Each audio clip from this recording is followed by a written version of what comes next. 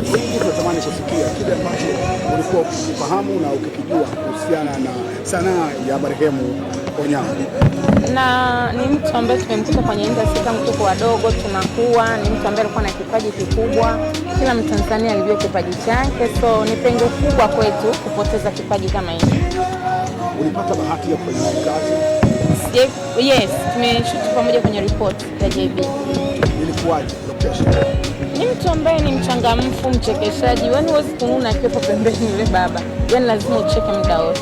Sema hivyo na maana gani? Namaanisha kama ni mchangamfu ambaye alikuwa anapenda utani, ukiwa uwe mkubwa uwe mdogo, ni mtu ambaye alikuwa anapenda sana utani.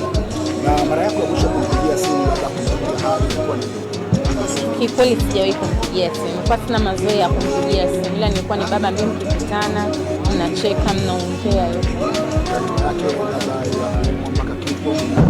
Nilikuwa nazisikia hivyo kwamba mzee kidogo hayuko sawa, lakini nachukua kwa kawaida, sio binadamu.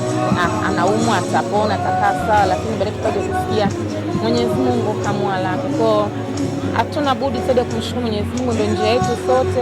Basi wale mmekaa wasanii wengi sana kujadili, mkizungumza ni kitu gani ambacho mnazungumzia marehemu, kazi za wake ambacho wakifanya kizuri ambacho anaacha kama alama kwenye kiwanda cha Mungu, uigizaji wake ambao huwezi kufanana na mtu yote, namna mtu anaweza kaiga uigizaji wake. Kwa ni pengo kubwa sana kwetu.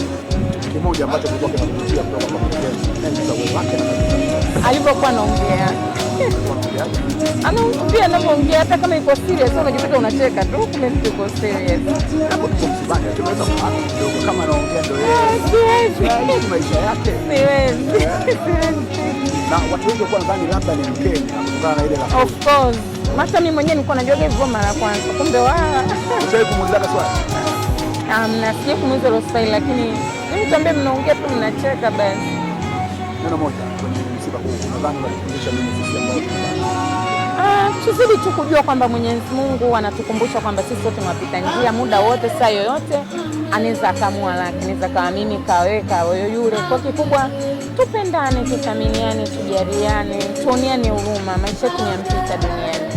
Hilo leo mmoja hapa ana shoot. Yes. Nimekuja kuwakilisha familia. Asante, nashukuru sana.